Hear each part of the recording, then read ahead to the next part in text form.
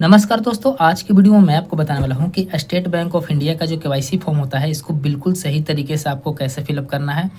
तो बस आप वीडियो को एंड तक देखिएगा और इसमें मैं आपको टोटल प्रोसेस में बता दूंगा कि केवाईसी फॉर्म फिलअप करने के बाद आपको क्या-क्या डॉक्यूमेंट इसमें अटैच करना है कि आपका केवाईसी आपका कंप्लीट हो जाए।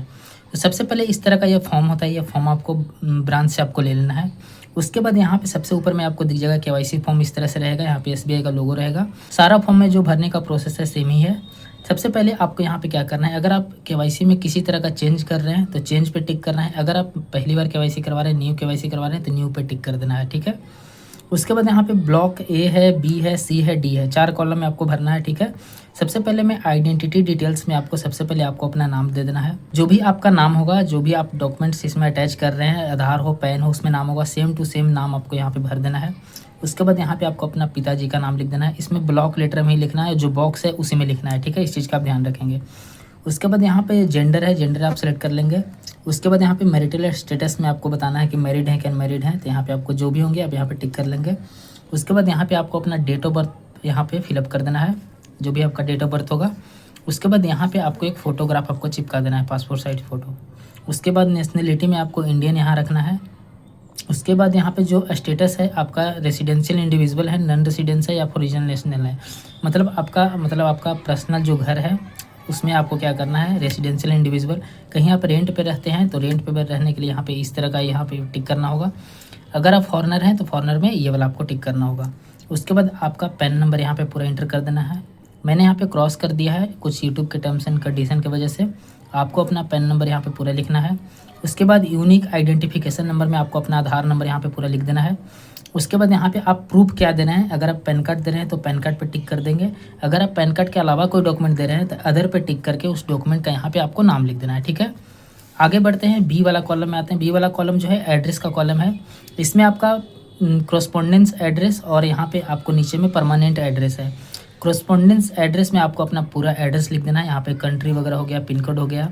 उसके बाद एड्रेस के लिए आप प्रूफ क्या दे रहे हैं, प्रूफ का नाम यहाँ पे लिख देना है। जैसे मैं यहाँ पे आधार कार्ड दे रहा हूँ। उसके बाद आपको यहाँ नीचे आने के बाद यहाँ पे मोबाइल नंबर का ऑप्शन है, यहाँ पे टेलीफोन है, ईमेल आईडी ऑप्शनल है। अगर आप देना चाहेंगे तो दे सकते हैं, वो आपका अपडेट हो जाएगा केवाईसी में। नहीं देना चाहते हैं तो भी कोई दिक्कत नहीं है। उसके बाद यहाँ पे आपको अपना मोबाइल नंबर यहाँ पे दे देना है। परमानेंट एड्रेस में आपको क्या देखना है कि अगर आपका दोनों एड्रेस अगर आपका सेम है तो नीचे सेम एज एबव कर देंगे, मतलब ऊपर वाला नीचे वाला दोनों सेम है। अगर आपका परमानेंट और कॉरस्पॉन्डेंस एड्रेस अलग अलग है तो यहाँ पे आपको अलग अलग फिल करना होगा, ठीक है। उसके बाद प्रूफ में भी यहाँ पे ऊपर में मैंने आधार कार्ड दिया है, यहाँ पे भी सेम रहेगा। सी वाला कॉलम में आना है। सी वाला कॉलम में आने के बाद यहाँ पे अदर डिटेल है, जिसमें कि आपका इनकम का आपको डिटेल देना है, ठीक है। तो सबसे फर्स्ट में मैंने यहाँ पे दे दिया इनकम। ये जो भी आपका इनकम होगा उस तरह से यहाँ पे बॉक्स पे टिक कर लेंगे देख के।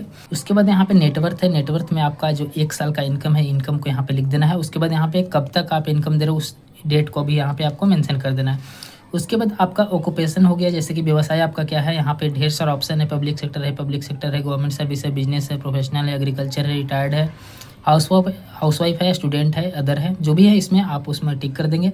अगर इन सब में अगर आपका कोई डिटेल नहीं मिलता है तो यहाँ पे अदर में लिख के उसको आपको यहाँ पे लिखना होगा कि आपका प्रोफेशन क्या है, ऑक्यूपेशन आपका क्या है, ठीक है। उसके बाद 3rd और 4 में आपको किसी तरह का कोई इसमें आपको कुछ नहीं भरना है, इसको सिंपली आपको स्किप करना है। उसके बाद डी आ गया। डी वाला सेक्शन में आपको डिक्लेरेशन है। डिक्लेरेशन में सिंपली आपको यहाँ पे जिस दिन फॉर्म को फिलअप कर रहे हैं उस दिन का यहाँ पे डेट मेंशन कर देना है। उसके बाद यहाँ पे जो बॉक्स है उसको टिक मार्क कर लेना है। उसके बाद यहाँ पे आपको अपना सिग्नेचर हो जाएगा और नीचे में डेट डाल देंगे। नीचे में आएंगे, नीचे में यहाँ पे ऑफिस यूज़ ओनली है, इसमें आपको कुछ नहीं भरना है, ये ऑफिस के द्वारा इसको फिलअप किया जाएगा। तो दोस्तों आप इस तरह से आसानी से जो एसबीआई का जो केवाईसी फॉर्म है इस तरह से आसानी से आप फिलअप कर सकते हैं।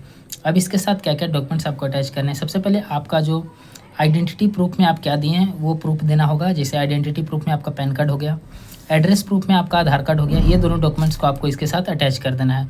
उसके बाद अगर आपका बैंक का पासबुक होगा तो बैंक का पासबुक का जो फ्रंट पेज होता है उसका भी आपको जीरोस करके इसके साथ आपको अटैच कर देना है। जो केवाईसी का प्रोसेस है, जो एसबीआई में लगभग 1 वीक के अंदर आपका केवाईसी का जो प्रोसेस है कंप्लीट हो जाएगा। कभी कभी 2 दिन में, 24 से 48 घंटा में भी कंप्लीट हो जाता है। तो इस तरह से आप इस फॉर्म को भर के आप अपना केवाईसी करवा सकते हैं। तो दोस्तों उम्मीद करता हूँ ये वीडियो आपके लिए काफ़ी हेल्पफुल रहा होगा। तो वीडियो को लाइक कर दीजिएगा। अगर चैनल पे पहली बार विजिट कर रहे होंगे चैनल को सब्सक्राइब कर लीजिएगा। चलिए बाकी मिलते हैं नेक्स्ट वीडियो में, तब तक के लिए बाय बाय, टेक केयर। और हाँ, अगर आपको इससे रिलेटेड कोई क्वेश्चन है तो आप हमें कमेंट कर सकते हैं, मैं उसका जवाब देने का पूरा कोशिश करूँगा। चलिए मिलते हैं नेक्स्ट वीडियो में, तब तक के लिए बाय बाय।